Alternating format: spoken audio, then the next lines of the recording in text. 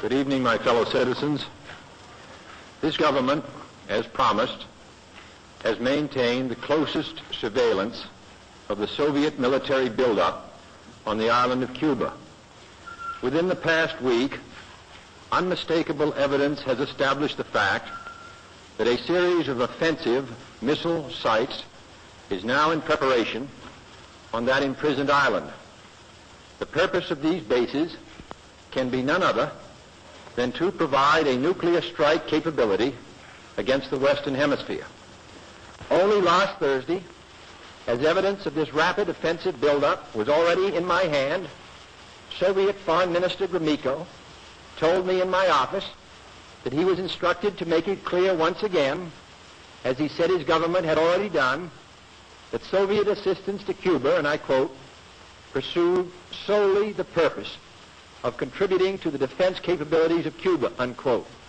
That, and I quote him, training by Soviet specialists of Cuban nationals in handling defensive armaments was by no means offensive. And that if it were otherwise, Mr. Gromyko went on, the Soviet government would never become involved in rendering such assistance, unquote. That statement also was false.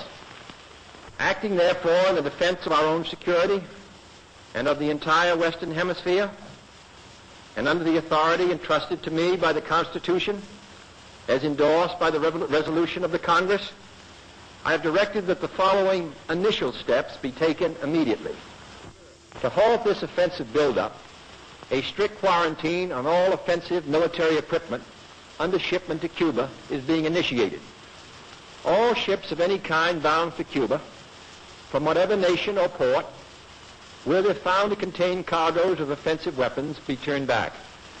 It shall be the policy of this nation to regard any nuclear missile launched from Cuba against any nation in the Western Hemisphere as an attack by the Soviet Union on the United States, requiring a full retaliatory response upon the Soviet Union.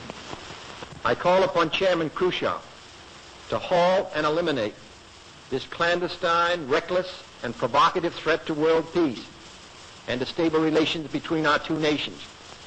I call upon him further to abandon this course of world domination and to join in an historic effort to end the perilous arms race and to transform the history of man.